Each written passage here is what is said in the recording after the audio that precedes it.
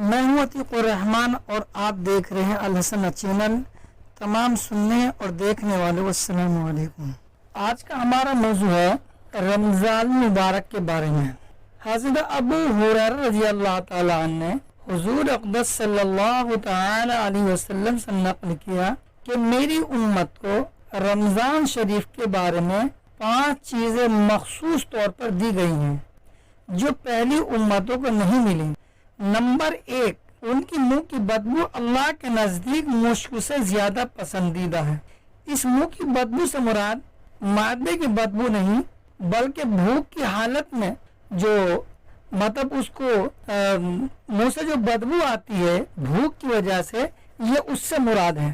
Number 2، یہ کہ ان کے لیے دریا کی مچھلیاں تک دعا کرتی ہیں اور افطار کے وقت تک کرتی رہتی ہیں۔ نمبر 3، جنت ہر روز ان کے لیے آراستہ کی جاتی ہے۔ جنت کو ہر روز سجایا جاتا ہے روزے دار کے لیے۔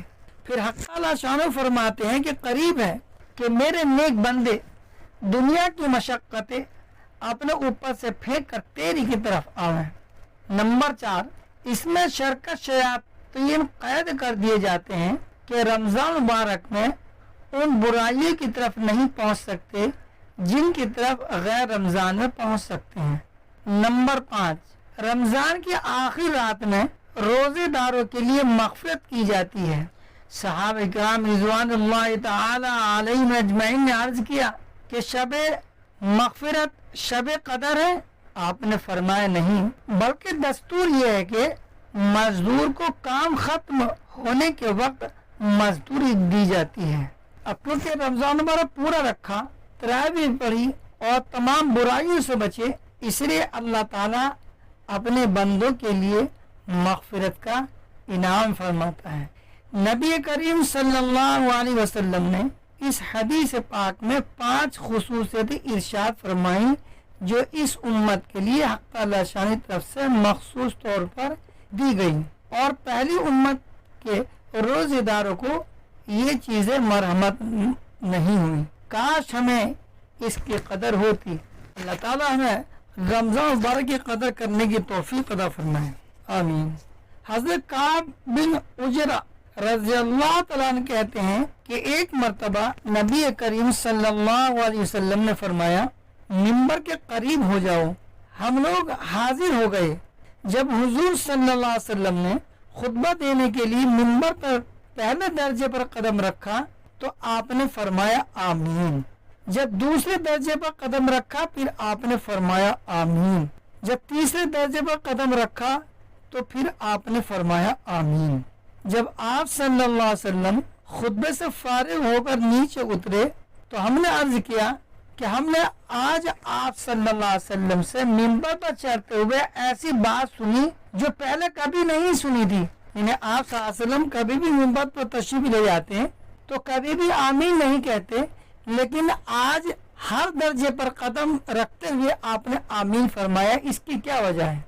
آپ صلی اللہ علیہ وسلم نے ارشاد فرمایا کہ اس وقت میرے سامنے جبریل صلی اللہ علیہ وسلم تشریف لائے۔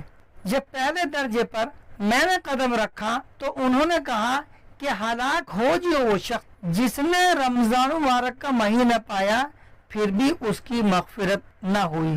میں نے کہا آمین۔ یعنی رمضان مبارک میں جو کام کرنے کے ہیں، روزہ رکھنے کا ہے، تراویح پڑھنے کا ہے، اور جتنا بھی ہو سکے یعنی برائیوں سے بچ کر نیک کام کی ترجیح دینا، یہ اس نے نہیں کیا بلکہ غفلت میں رہا، نہ نماز پڑھی، نہ روزے کا اہتمام کیا اور نہ اس نے رمضان مبارک کا اہتمام کیا، تو ایسا شخص ہلاک ہو جائے۔ تو جبریل صلی اللہ علیہ وسلم یعنی فرما رہے ہیں کہ ہلاک ہو جائے یہ وہ شخص جس نے رمضان مبارک کا مہینہ پایا پھر بھی اس کی مغفرت نہ ہوئی۔ تو آپ صلی اللہ علیہ وسلم فرمایا آمین۔ پھر جب میں نے دوسرے درجے پر قدم رکھا تو انہوں نے کہا کہ ہلاک ہو جو وہ شخص جس کے سامنے آپ صلی اللہ علیہ وسلم کا ذکر مبارک ہو اور وہ درود نہ بھیجے۔ تو میں نے کہا آمین۔ گویا کہ جب حضور اقدس صلی اللہ علیہ وسلم کا نام گرامی کسی بھی امتی کے سامنے آئے تو کم سے کم صلی اللہ علیہ وسلم تو کہہ لینا ہی چاہیے۔ پھر آپ صلی اللہ علیہ وسلم نے فرمایا جب میں نے تیسرے درجے پر قدم رکھا تو جبریل علیہ السلام نے فرمایا کہ ہلاک ہو جائے وہ شخص جس کے سامنے اس کے والدین یا ان دونوں میں سے کوئی ایک بڑھاپے کو پائے اور وہ اس کو جنت میں داخل نہ کرائے۔ میں نے کہا آمین۔ یعنی جس شخص کے ماں باپ یا ان دونوں میں سے ایک موجود ہے اور ان کی خدمت نہیں کی تو ایسا شخص ہلاک ہو جائے۔ اس حدیث میں حضرت جبریل صاحب السلام نے 3 بد دعائیں دی ہیں اور حضور اقدس صلی اللہ علیہ وسلم نے ان تینوں پر آمین فرمائی۔ اول تو حضرت جبریل علیہ السلام جیسے مقرر فرشتے کی بد دعا ہی کیا کم تھی، اور پھر حضور اقدس صلی اللہ علیہ وسلم کی آمین نے تو جتنی سخت بد دعا بنا دی وہ ظاہر ہے۔ اللہ ہی اپنے فضل سے ہم لوگوں کو ان تینوں چیزوں سے بچنے کی توفیق عطا فرمائے اور ان برائیوں سے محفوظ رکھے۔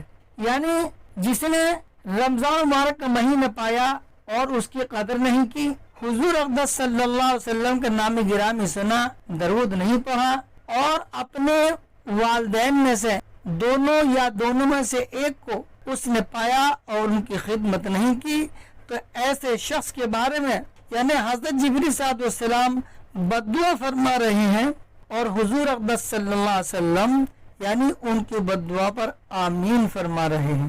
تو دیکھیے یعنی یہ تینوں باتیں کتنی سخت ہیں، ہمیں ان تینوں باتوں کا خیال رکھنا چاہیے۔ رمضان مبارک کا مہینہ آئے تو بڑی حساس بشاس کے ساتھ یعنی رمضان مبارک کا اہتمام کرے، روزے رکھے، تراویح پڑھے، اور جو بھی ذکر اذکار ہیں اگر اللہ نے زکوٰۃ کا مستحق بنا تو زکوٰۃ ادا کریں، صدقۃ الفطر ادا کریں، اور جتنا بھی ہو سکے یعنی اس میں کمی نہ کریں، اس لیے کہ معلوم نہیں کہ یہ سال تو ہمیں اللہ نے مرحمت فرمایا ہے، آنے والا سال ہمیں میسر ہوگا یا نہیں۔ کتنے لوگ ایسے تھے جو پچھلے سال جنہوں نے روزہ بھی رکھا، تراویح بھی پڑھی، صدقۃ الفطر بھی ادا کیا اور کتنے نیک کام کیے، لیکن اگلا سال جب آیا وہ اس دنیا میں موجود نہیں۔ اسی طریقے سے معلوم نہیں کہ آنے والے سال یعنی کس کو میسر ہوگا کس کو نہیں ہوگا، اس کو تو اللہ ہی جانتا ہے۔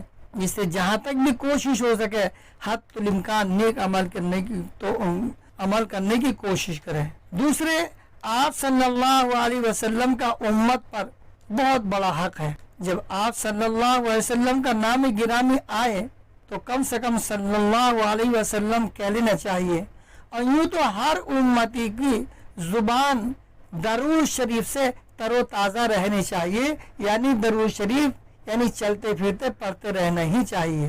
نمبر 3، والدین میں سے کسی کو اگر پاتا ہے تو ان کی خدمت کر کے اللہ کی نظروں میں یعنی وہ سب مقرب ہو جائے اور اپنے ماں باپ کی دعائیں لے، تاکہ آنے والا جو وقت ہے وہ اس کے لیے یعنی باعث مسرت ہو، یعنی خوشی کا ہو۔ چلیے آج بس صرف اتنا ہی، اجازت دیجیے۔ اللہ تعالیٰ کہنے سننے کے ساتھ عمل کی توفیق دے۔ آنے والے سنڈے کو انشاءاللہ پھر ملیں گے ایک نئے واقعات کے ساتھ، تب تک کے لیے اللہ